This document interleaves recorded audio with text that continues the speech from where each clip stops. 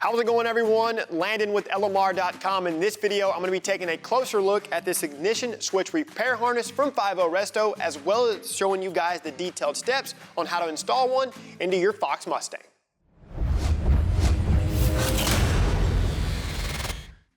There could be several reasons as to why you need to replace your ignition switch harness.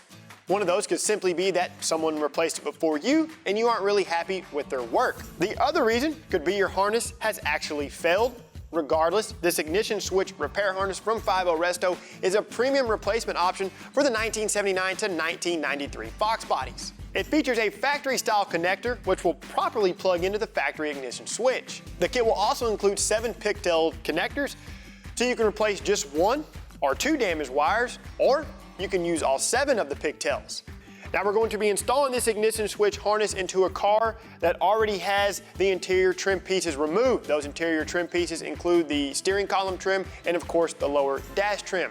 Both of those components are held in with a few trim screws and bolts and are easily removed to gain access to your ignition switch harness. With the needed interior components removed from the car, loosen and remove the 2 9/16 nuts securing the hood release bracket to the dash.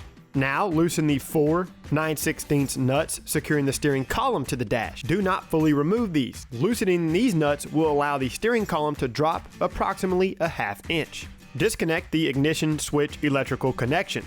The ignition switch itself is secured to the cylinder with 2 T27 tamper-proof torque screws. Loosen these screws and then remove the ignition switch from the cylinder housing. Hold up the provided connector next to the factory connector and make a note of its orientation. Now use a small pick to depress the tab inside of the factory connector. Depin the purple wire with white tracer. Once depinned, immediately install it into the new connector. The white wire with pink or red tracer is next to be depinned. Squeeze the metal terminal on this wire as well. Install it into the new connector. The black wire with light blue tracer is next. Depin it, squeeze the metal terminal, and plug it into the new connector. Those were the smaller gauge wires, and these are typically not damaged. Of course, reuse the ones that can be reused. Moving to the larger gauge wire now. Depin the red wire with green tracer. This one still looks to be okay on our particular harness, so we're going to reuse it. Squeeze the terminal and insert it into the new connector. If you're going to solder your connections, be sure and place an old towel over the carpet to protect it from any solder that could run off of the wire. Next is the gray wire with yellow tracer. Hold one of the new pigtails into place and cut the factory wire to an appropriate length. We're going to be using one of the generic black wires for this. Strip the factory wire.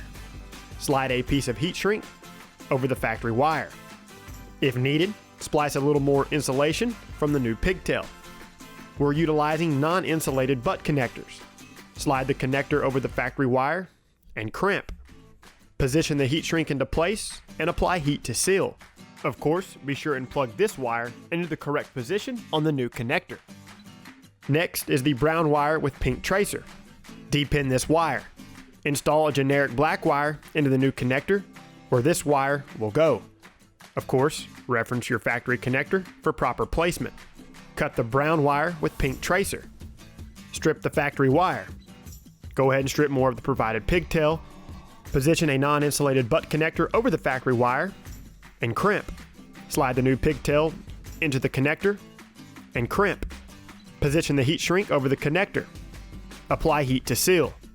Now we're moving to the other gray wire with yellow tracer. Install a generic black pigtail into the new connector. Determine the correct length and then cut the factory wire. Strip the factory wire. Strip the new pigtail. Slide a non-insulated butt connector over the factory wire and crimp. Slide the new pigtail into the butt connector and crimp.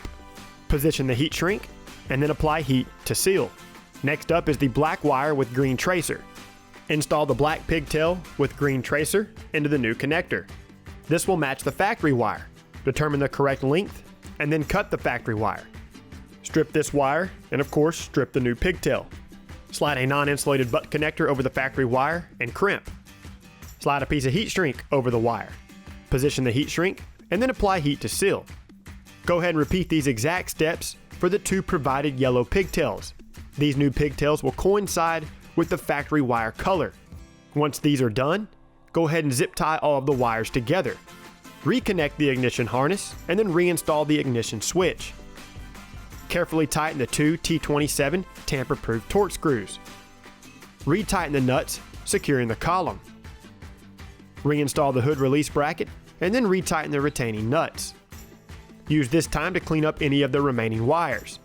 Reassemble your interior pieces and then check for key operation. If everything functions as it should, you're good to go. Now, as you can see, the way we did it looks a hell of a lot cleaner than what it did before. Granted, you won't be able to see it, but you do know the good work is there.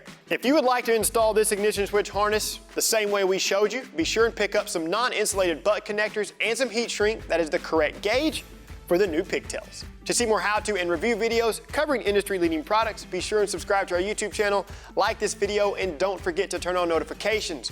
While you're at it, be sure and check out our other videos, and don't forget to shop LMR.com for all things 1979 to present Mustang and SVT life.